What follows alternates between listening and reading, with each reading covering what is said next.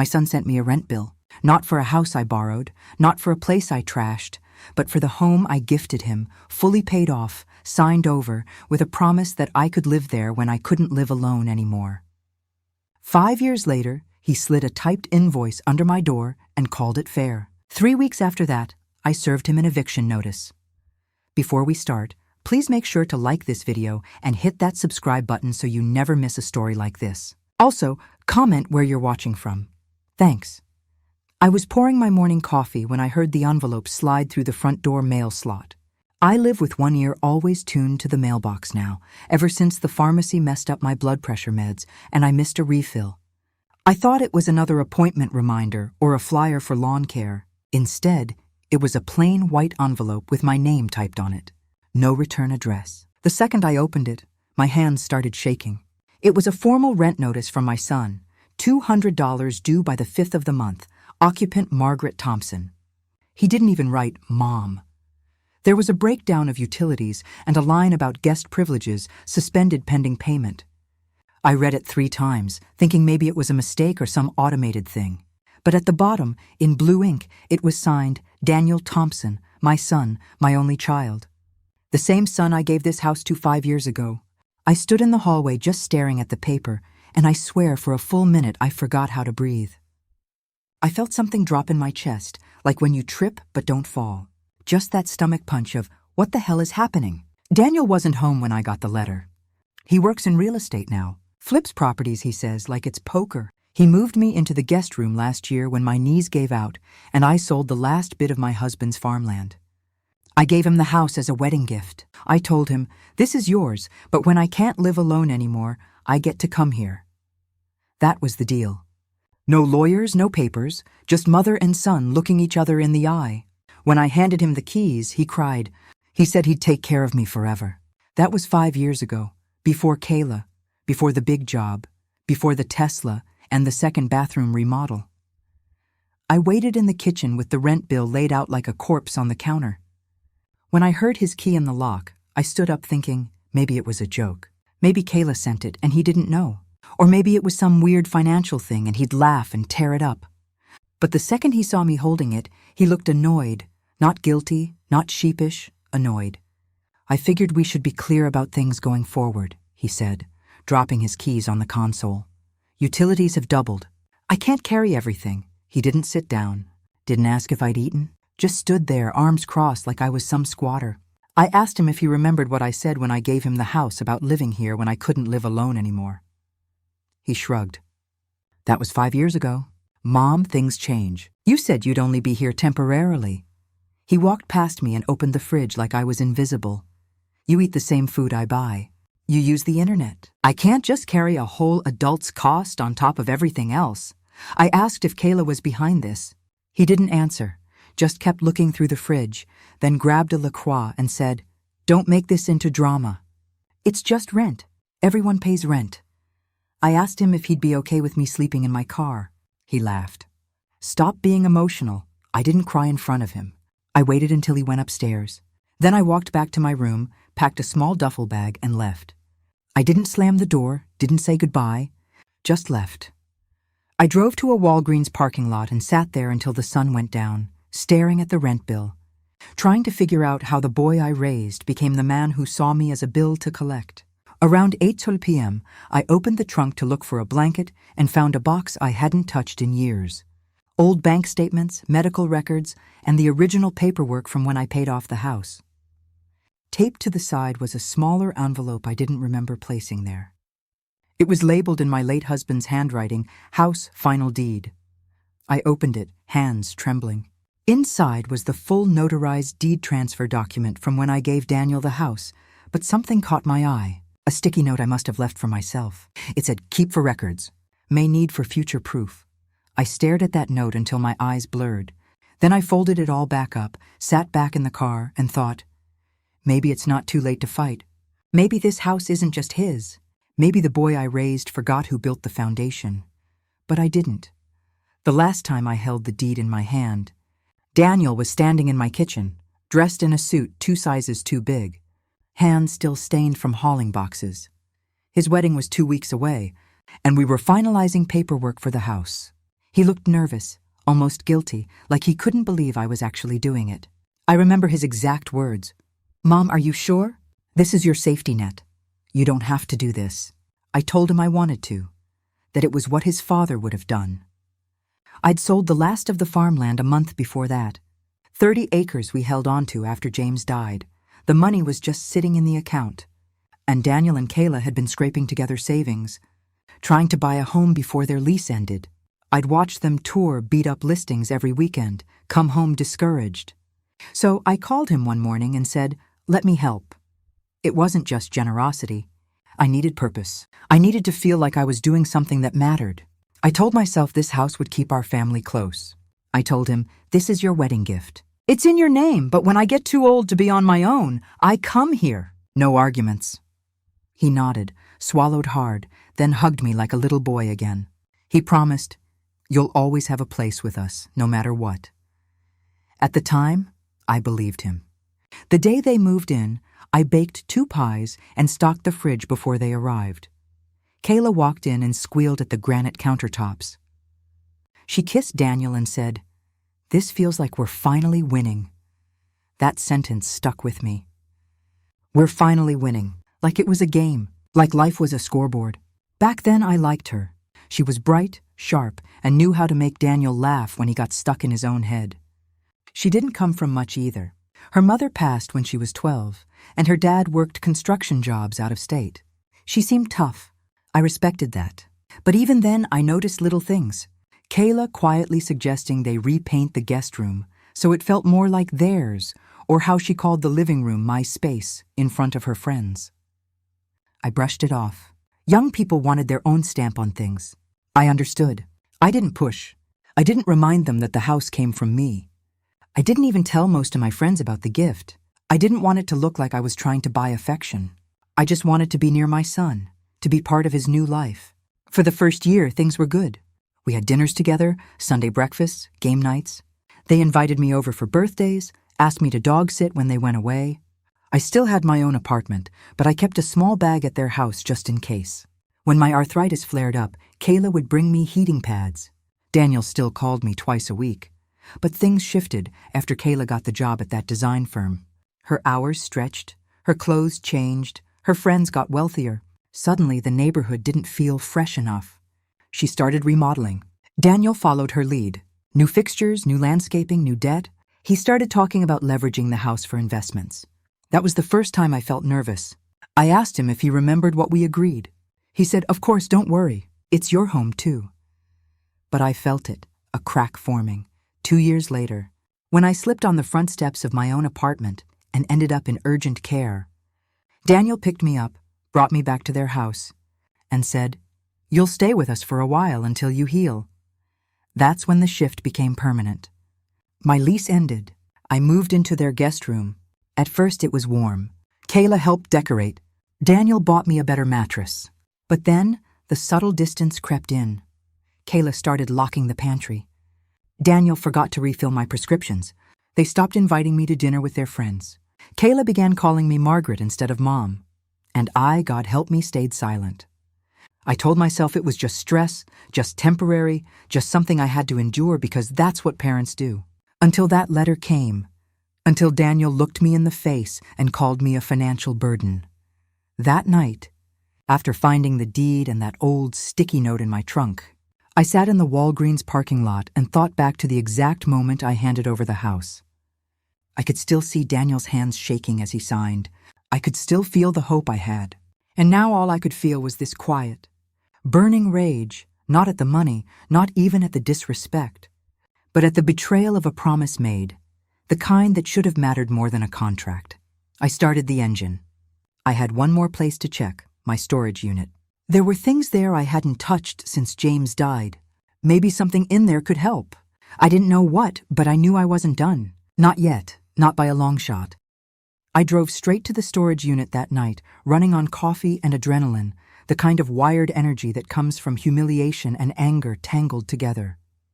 The air was thick with dust the moment I pulled the roll-up door. But I knew exactly which bin to grab. Blue lid, taped corners, the one marked House Docs. I dragged it into the hallway.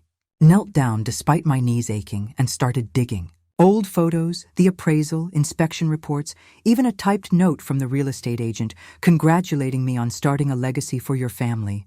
It stung. I flipped past it, desperate to find anything. Emails. Maybe something Kayla signed. Anything linking her to the agreement. Nothing. My hands were trembling when I shut the bin. And my body hurt in places I forgot could hurt. I sat there for a long time, just breathing in the smell of cardboard and dry air, until a thought hit me like a gut punch. Kayla had never signed anything because she'd never needed to. Daniel handled all the documents, but Kayla was in the room. She was there when I gave him the house. And if there was any truth to what I was starting to believe, that this rent letter wasn't some spontaneous decision, but part of a plan, then she would have left fingerprints somewhere. The next morning, I pretended nothing happened. I went back to the house while Daniel was at work. Kayla was home alone, barefoot in yoga pants, walking around with her phone in one hand and a clipboard in the other. She didn't hear me come in at first. She was in the kitchen taking photos, repositioning a vase, muttering things like natural light pop and farmhouse modern blend. I watched for a second, then asked, "What are you doing?" She jumped a little, then turned and smiled like she'd been caught doing something adorable. "Oh, hey, Margaret. Just staging for some Airbnb pics." "Nothing crazy?" I asked. "You're renting the house out?" She said, "Just a room. It's no big deal." But it wasn't just a room. I looked past her into the living room and saw price tags on throw pillows, brochures from a short-term rental site, and a checklist of maintenance, repairs, new caulking, carpet cleaning, a chimney inspection. That wasn't a room rental. That was a property flip. I didn't ask permission. I walked straight down the hall to the guest room, my room, and opened the door. Half the furniture was gone. My books, my blanket, even the painting of James from our wedding day was missing. I turned back around and asked her, "What is this?" She didn't blink. She said, "We figured you'd be moving on soon. Daniel and I talked. He said you were thinking of finding your own space." My throat clenched. I said, "That's not what I said." She crossed her arms, cool as ice. "Well, either way, we need the income. It's nothing personal." I pulled out my phone then and hit record. She noticed and her tone shifted, but not enough. She said, "Look, it's not like you're being kicked out. We're just formalizing things. If you pay rent, you can stay, but otherwise, yeah, we need to open up the room." I asked her, "Was this your idea?" She didn't answer, just raised one eyebrow like she was waiting for me to get over it. I kept recording, kept my voice calm. I said, "Daniel promised me I'd live here for the rest of my life. That was the agreement." She rolled her eyes. "There was no contract, Margaret. It was a gift. Gifts don't come with strings." That was the moment I realized she wasn't some innocent bystander. She was orchestrating this. Maybe not alone, but enough to turn Daniel into someone who saw me as a cost. She smiled then, fake and tight, and said, "We just figured you wouldn't fight it, that you'd be reasonable." I ended the recording there, walked out without saying another word. I drove to the library parking lot, connected to the free Wi-Fi, and emailed the file to myself, then to the lawyer. I didn't even listen to it. I just knew that was the proof I needed, and for the first time since all this began, I didn't feel powerless. I felt like something was shifting, like I wasn't going to be erased quietly. The next morning, I sat in the lawyer's office with my purse clutched in both hands, like it was the only solid thing holding me together. His name was Michael Crane, mid-40s, tie loosened, half-finished coffee on his desk. He came recommended by Marcia, a friend from my church, who said he helped her daughter get out of a terrible lease with an ex-boyfriend. I didn't know what to expect, but I had the email with the recording queued on my phone, the deed copy in my bag, and every scrap of paper I could find about the house printed and stuffed into a manila folder. I didn't speak until he did. He skimmed through my documents first, quiet and unreadable, then leaned back and asked, "You're telling me you gave your son the house as a gift, but under an informal condition that you could live there for life?" I nodded. He tapped his pen twice on the folder, then said, "And now he's trying to evict you by charging rent, correct?" I told him yes. I told him everything about the letter, about the cold way Daniel spoke to me, about the Airbnb, about the missing wedding photo. I could feel my voice cracking, but I held it together. Then I played him the recording. He didn't react much, just leaned in and listened, face steady. When it ended, he asked, "Did you inform her you were recording?" I shook my head no, but I told him it was in my own house, and he nodded. He said it was probably fine in our state, but we double-check. He sat back, thoughtful. "It's not a slam-dunk case, Margaret. But it's definitely leverage. If we can show that the gift was conditional, even just morally, and that there was a long-standing understanding of cohabitation, there's a chance we can argue constructive trust or even undue influence, especially if we show you were vulnerable when the transfer happened." I didn't know half the legal words he used, but I understood enough. There was a chance. I asked him what it would cost. He looked me in the eye and said, "I'll be honest. It's not cheap, but if you win, you could reclaim partial ownership or at least secure a permanent residence clause. If you lose, you'll likely be out for good." I asked him what he really thought, not the professional version, the honest one. He paused, then said, "I think your son's behavior is going to disgust a jury, but we need more. Right now, it's your word and a vague audio clip. If we could find something from when the house was first given, anything in writing that references your lifetime stay, we'd have a real shot." I left his office feeling the same as I did walking out of the hospital the day James died. Numb but focused, like my body knew what to do, even if my brain hadn't caught up. I drove home slowly, every block blurring into the next, until I pulled up to the house and stared at it from the street. It didn't even look like home anymore. The shutters were painted black now. The roses James planted were gone. Kayla's Range Rover was in the driveway. I didn't go inside. I just sat there gripping the steering wheel, thinking back 5 years ago to the living room. The moment I handed Daniel the deed, I remembered James's voice in my head from a recording we used to play for Daniel when he was young. "A promise is stronger than paper." I couldn't stop thinking about the shed. Not the part they remodeled, but the old one, the one behind the garage that Daniel never used. James kept everything in there: tools, tax boxes, old files from when he ran the co-op. He once told me he left something important in there, just in case anything happened to him. I always thought he meant a will, but maybe it was more. I turned the car around and drove to the back alley. There was a gap in the fence where the wood had rotted.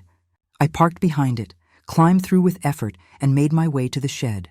The lock was rusty, but it popped open with a little force. Inside, it smelled like motor oil and dust. I turned on my phone flashlight and scanned the shelves. Then, tucked behind an old gas can, I saw it. A black metal box with a handle. My heart pounded. I pulled it down, set it on the ground, and opened it. Inside were old property documents, a few handwritten letters, and a folder labeled Maggie, just in case. My fingers went cold. I opened it. There was a letter from James dated the year before he passed, and a draft of a contract outlining our plan to give Daniel the house under one condition. Lifetime co-residency for me is non-revocable unless voluntarily vacated. It wasn't signed, but it existed, and James's handwriting was unmistakable. I sat on the shed floor with the letter in my lap, tears blurring my vision, and I whispered out loud, "Thank you, James. Thank you for thinking ahead." Then I stood up, wiped my face, and walked back to the car with the box clutched to my chest like it was my lifeline. Because in a way it was. The next morning, I was back in Michael's office before he even finished his first cup of coffee. I didn't call ahead. I didn't care. I walked in with the black box pressed against my ribs like I was carrying an organ, something vital that could die if I let go. His assistant tried to stop me, but the look on my face must have said enough. He came out from his office, took one look at me, then waved me in. I sat down, placed the box gently on his desk, and opened it. I slid the draft letter forward. "Read this," I said. He didn't ask questions. He adjusted his glasses, took a long look at the letter from James, then the draft contract. His expression didn't change much, but his eyes did. Focused, sharper. "This helps," he said slowly. "It's not signed, but it's dated, and it clearly outlines the condition tied to the gift. And coming from your husband, it shows intent. That's key." I told him about the box, the shed, everything James ever said about just in case. Michael nodded slowly, turning pages with care like they were made of tissue. "We can argue this letter reflects the original agreement that the house was never meant to be an unconditional gift. Between this and the recording from Kayla, we have a narrative, and juries respond to narrative. especially when it involves betrayal. I felt something I hadn't felt in weeks. Hope, not certainty, but enough to make me sit a little straighter in the chair. He leaned back, tapping his pen again.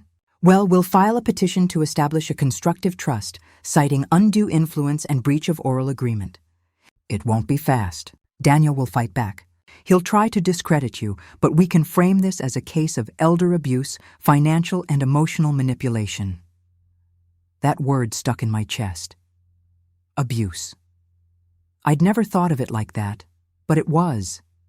Not with fists or shouting, but with distance, control, and silence. I left the office feeling like the fog had lifted just a little. For the first time since the rent letter came, I didn't feel like I was drowning. I felt like I had a compass. I drove straight to the grocery store and bought a rotisserie chicken. Not because I was hungry, but because I wanted to do something ordinary. Something that reminded me I was still a person, not just a problem to be solved. Back at my temporary apartment, I sat down at the table and reread the letter from James 3 times. He wrote in his usual blunt way. No frills, just facts. But I could feel his love in every line. If anything happens to me, Maggie stays. This house was bought from farmland money. She earned every plank and nail. I thought about how proud he was of that land. How he worked his hands raw every spring to keep it going. How he died thinking he was giving Daniel a foundation, not a weapon. I called Marka that night and told her everything. She listened without interrupting once, then said, "You're not crazy, Maggie. You're brave." I didn't feel brave. I felt tired, but I knew I couldn't stop now. Michael called the next day and said he filed the paperwork. Daniel would be served within a week. He warned me again it would get uglier before it got better. And he was right. 2 days later, I got a text from Daniel. Just one line. "I can't believe you're doing this to your own son." No apology, no explanation, just blame. I stared at it for 5 minutes before deleting it. No response, no reaction. I didn't owe him that anymore. I was done playing the quiet mother. Done swallowing humiliation for the sake of keeping peace. I'd kept my promise. I gave him the house. I stayed quiet when they remodeled my bedroom. I said nothing when Kayla erased every trace of me. But this was where I drew the line. I stared out the window at the cheap apartment view and whispered to myself, "You picked this fight, Daniel. Let's see how you like losing." 5 days after Daniel was served, I got a call from an unknown number and let it go to voicemail. When I listened to it later, it was Daniel. His voice was calm, careful, like he was reading a script. "Mom, I think this has gone too far. Let's talk. No lawyers, just you and me. Kayla and I want to meet you at the mediation center on Wednesday. See if we can find a compromise. You don't need to fight. We can fix this." For a split second, a part of me, the part that still remembered rocking him through ear infections and writing notes in his lunchbox, wanted to believe he meant it. But the way he said, "Fix this," didn't sound like love. It sounded like damage control. I forwarded the voicemail to Michael. He called me back within minutes. "You don't have to go. This isn't court mandated. And frankly, they're likely trying to get you to say something they can use against you." I asked him what he would do. He was quiet for a second, then said, "If you go, don't go alone. I'll come with you. And don't sign a single thing, not even a check-in form. Just listen. Let them talk. That'll tell us everything." So I agreed. The mediation center was one of those gray office buildings in a strip mall, the kind that always smells like air freshener and toner. I got there 10 minutes early, sat in the parking lot, staring at the entrance, trying to settle the pit in my stomach. Michael showed up right on time. He walked me in like a shield, calm and quiet, and we sat at the long table across from Daniel and Kayla. They were dressed sharp, too sharp for something casual. Kayla had a leather portfolio, and Daniel kept tapping a pen like he was bored already. The mediator introduced herself, started the clock, and asked each side to share their position. Michael deferred to Daniel. He leaned forward and said, "Look, I think we've all been a little emotional. My mom misunderstood our intentions. We weren't trying to kick her out, just trying to be fair. We didn't expect this to escalate to court." He glanced at Kayla, then back at me. "We want to offer a buyout. If she agrees to formally vacate and withdraw the claim, we're willing to give her $30,000. That's more than generous considering the house was a gift." I stared at him. $30,000 for a home built on my husband's land, paid with the money I bled for my promise, my trust, my pride. Before I could speak, Michael leaned in and asked, "What happens if she refuses? Daniel blinked. Then we let the courts decide. But it'll get messy. No one wins. Kayla added, and Airbnb's already booked out through next quarter. We're trying to keep things stable. That's when I realized this wasn't about resolution. This was about business. They didn't want peace. They wanted me gone before it impacted their income stream. Michael asked them directly, "Is the property currently listed for sale or active rental?" Kayla hesitated. Daniel said, "No." But Michael pulled out a printed listing from a short-term rental site. Photos taken just days earlier with timestamps. "You're lying to the mediator. That undermines the process." The mediator looked uncomfortable, but noted it. Daniel got defensive. "This is harassment. She's using my father's death to manipulate the system." I opened my mouth, but Michael squeezed my wrist gently. "Don't respond," he whispered. "Let them implode." Kayla started flipping pages in her folder, looking for something to pivot with, but it was too late. The mediator stopped the session early. "I recommend continuing this in court. The trust here is clearly broken." On the way out, Daniel tried to follow me into the hallway. "Mom, come on. We can fix this. We're family." I turned to him and said as quietly as I could without shaking, "No, Daniel, you're not family. You're someone who used that word to get free real estate." Then I walked out into the sun, head high, heart pounding, and finally, feeling like the storm was turning in my favor. After the failed mediation, everything started moving faster. Court dates were being set. Daniel's lawyer filed a motion to dismiss, and Michael told me to expect character attacks. "They'll dig up anything," he warned. "Finances, medical records, even family history." I told him I had nothing to hide, but deep down I knew there were pieces of the past I'd kept tucked away.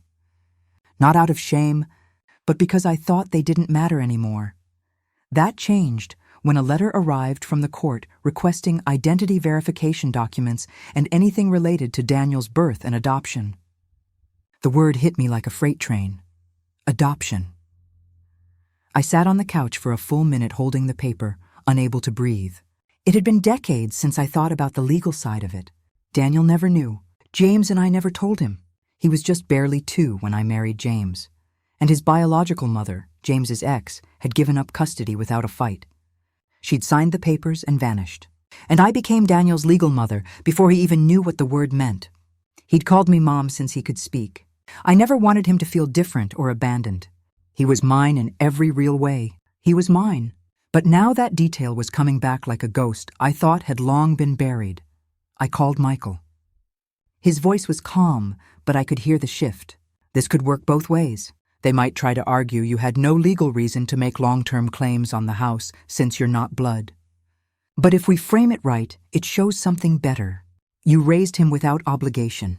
You loved him enough to give him a home, name, and legacy that weren't biologically yours. I asked, "Will the court care about that?" He said, "Juries care about love, Maggie. We just have to show them what it cost you."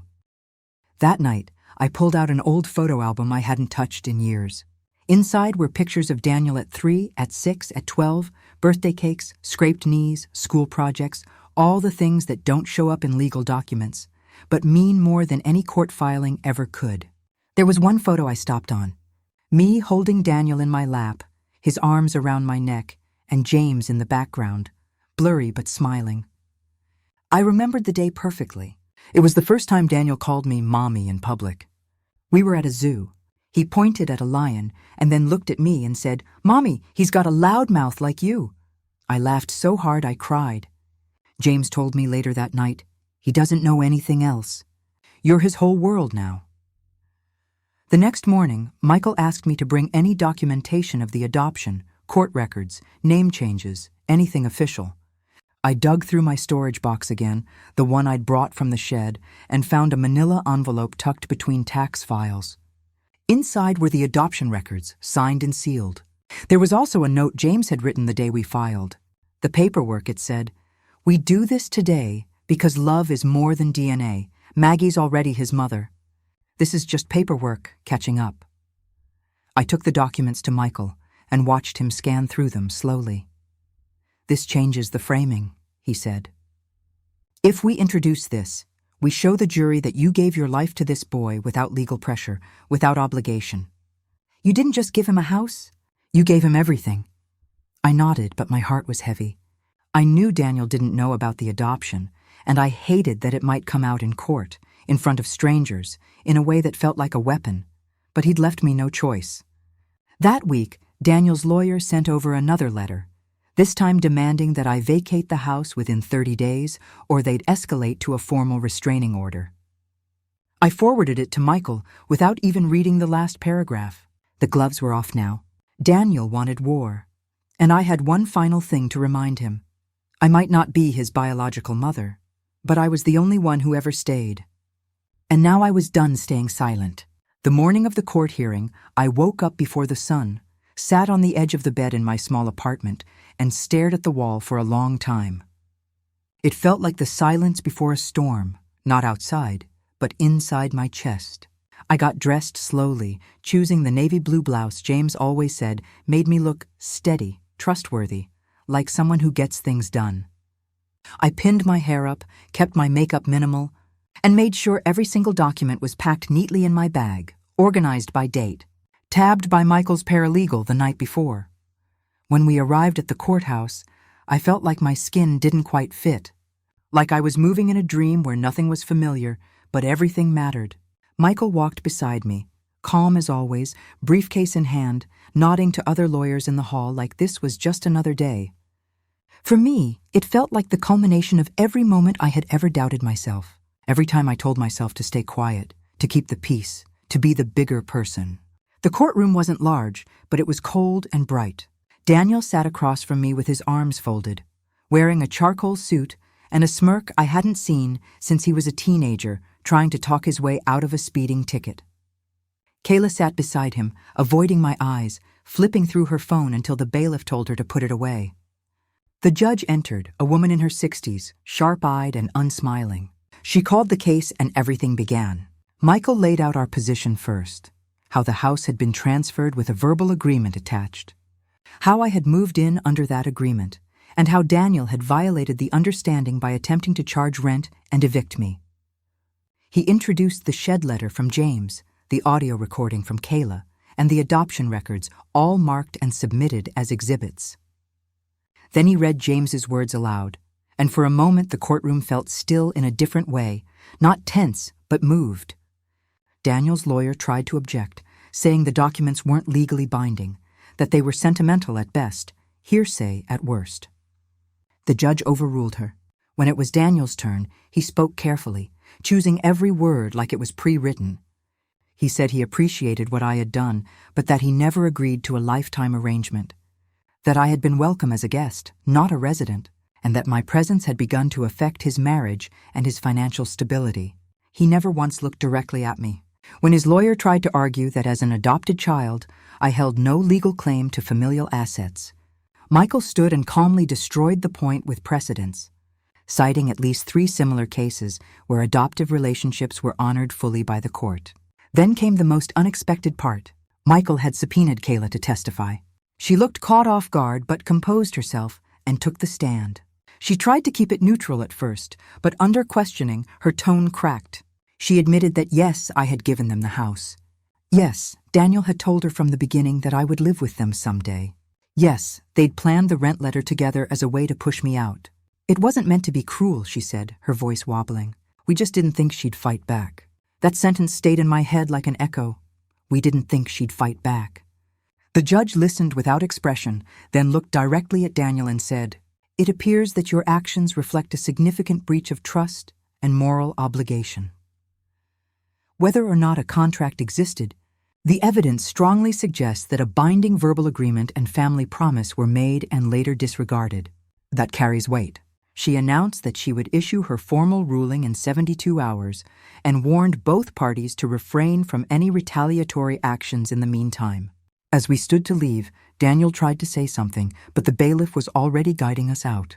I didn't need to hear whatever rehearsed apology he'd finally cooked up. I didn't need to be soothed. I needed to breathe. Outside the courtroom, I stood under the sharp white sky and felt every ounce of pain, humiliation, and buried heartbreak start to loosen its grip. I wasn't whole yet. I wasn't done. But I was no longer invisible. I was heard, and for the first time in years, I didn't feel like a burden. I felt like a person reclaiming her ground. The The 72 hours crawled by like time had thickened.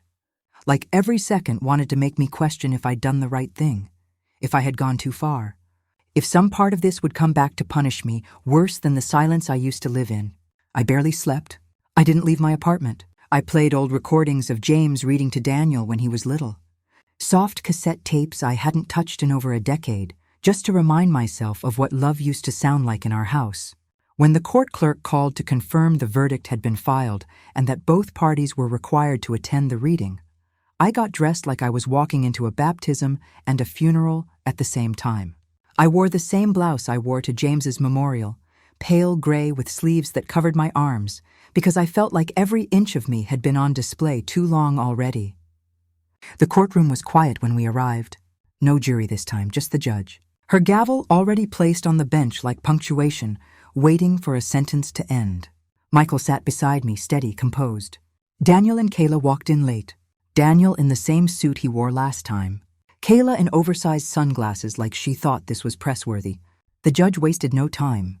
She reviewed the facts aloud, how the property was gifted without formal legal conditions, but with a clearly established verbal agreement evidenced by testimony, letters, recordings, and behavior over multiple years. She noted the adoption history and emphasized that under the law, there was no difference between adopted and biological parental relationships in matters of gift intent and family duty.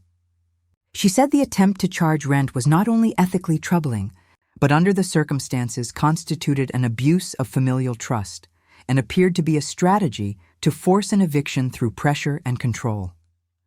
Then she ruled. She ordered that I be granted a permanent life estate in the property, which meant I could live there for the rest of my life without rent or interference. Daniel retained legal ownership, but was barred from selling, refinancing, or profiting from the home while I was alive and residing in it. She also ordered Daniel and Kayla to pay court fees and issue a written apology, noting that while not enforceable as a moral remedy, it would serve the record. I didn't cry. I didn't smile. I just sat there, letting the words wash over me, heavy and clear like the last rain before spring. Daniel stood there frozen, jaw tight, fists clenched. He didn't speak. Kayla looked down, the sunglasses now off, her face pale. Michael leaned toward me and whispered, "It's over. You won." But it didn't feel like winning. It felt like breathing again after years underwater. Outside, Daniel tried to approach me. He said my name once, not Mom, just Margaret. I turned and looked at him, and for the first time, I didn't see my son. I saw a stranger who had worn my love like a coat and tossed it away when it got too warm. I said nothing, just walked past him, down the courthouse steps, back into the world with my spine straighter than it had been in years. I returned to the house the next morning. It was quiet, almost too quiet, like it was holding its breath. Daniel's things were gone. Kayla's car wasn't in the driveway. I walked inside with just one small suitcase, set it down in the guest room, and then did something I hadn't done in months. I sat on the couch, took off my shoes, and turned on the radio. There was no tension in the walls, no sharp edges, just me in my home, exactly where I said I'd be when I couldn't live alone anymore. Later that night, I found a plastic bin in the back of the closet. Inside were Daniel's old baby books, a Father's Day card he'd made for James in kindergarten, and a small camcorder we used to use before phones got smart. I powered it on mostly out of curiosity. The last video was labeled Guest Room. I clicked play.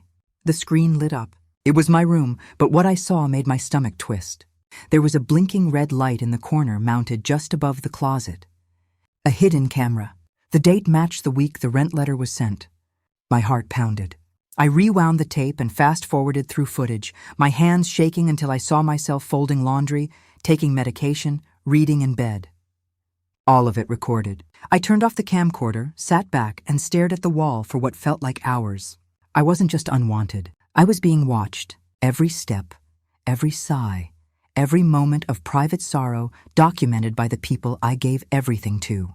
And in that moment, I knew for all I just won, the true damage ran deeper than property. It was trust, and that would take far longer to rebuild. I didn't tell anyone about the camera at first. I didn't know what to say. Part of me wanted to march straight to the police and press charges. But after everything, after the courtroom, the letters, the silence, I knew the damage wasn't about legality anymore. It was about what happens when trust rots quietly in the walls of a home you once built out of love. I removed the camera myself. It was wired into a portable power pack and Wi-Fi hub, probably something Kayla picked up online, and it had been running for weeks. I boxed it all up, labeled it, and placed it in a locked drawer in the office in case I ever needed it again. Then I took the camcorder, the bin of baby memories, and everything that used to make me cry when I looked at it, and I stored it in the attic. Not thrown out, not destroyed, just stored because I wasn't erasing my past. I was stepping out of it. Over the next few weeks, I began living in the house like it belonged to me again. Not out of defiance, not out of spite, but because for the first time in years, I felt like I didn't have to shrink myself to fit in someone else's story. I rearranged the furniture in the living room, donated the cold modern decor Kayla left behind, and brought in warm colors, real plants, and hand-woven blankets. I kept James's favorite chair and had it reupholstered in dark blue like it used to be. I repainted the kitchen cabinets with the help of Marka and 2 of her friends from church. I even reopened the back porch James had closed up years ago and turned it into a small reading space with a rocking chair and wind chimes. Slowly, the house started to feel alive again, not just structurally, but emotionally. I didn't hear from Daniel for weeks. No calls, no letters, not even the court-mandated apology. I heard through someone at church that he and Kayla had split up, that she moved out and took her name off the Airbnb business. Apparently, he tried to start another one in a different city, but it didn't take. I didn't feel satisfaction. I felt a deep, slow sadness, the kind that comes from understanding too late that the child you loved never really saw you as more than what you gave him. But I didn't dwell. I didn't wait for closure. I made my own. I started small. I began attending a local support group for older women dealing with financial and emotional abuse from family. At first, I just listened, then I shared, then I hosted. Before long, I opened up the living room twice a week for what we now call the front room circle, a safe space for women like me to talk without judgment, without shame. I had the locks changed. I replaced the mailbox. I installed security cameras of my own, not hidden, just visible enough to make it clear that the house was mine and safe, and not a place to be trespassed emotionally or otherwise. One morning, I stood in the kitchen pouring coffee when the morning sun hit the counter just right. And for the first time since James passed, I didn't feel like I was surviving. I felt like I was living fully, authentically on my terms. And in that quiet moment, I realized something. I hadn't lost a son. I had shed a stranger who once wore the face of my child. A few weeks later, a journalist from a local paper who heard about the court case through public records reached out. She asked to interview me for a story about elder rights, housing exploitation, and the hidden emotional cost of intergenerational entitlement. I agreed. She sat with me in the living room, asked gentle questions, and when she asked how I wanted to be quoted, I gave her the only line that truly mattered. I said, I raised a man. I evicted a stranger. There's a difference. That story went modestly viral. Other women reached out. I got letters, emails, even donations. And just like that, the house stopped being the place where I was betrayed. It became the place where I rebuilt myself. Not because I won in court, but because I remembered who I was before the silence, before the compromise, before I let someone else decide what I was worth. This house wasn't a gift to Daniel. It was always meant to be a legacy. And I finally started living like I deserved to keep it.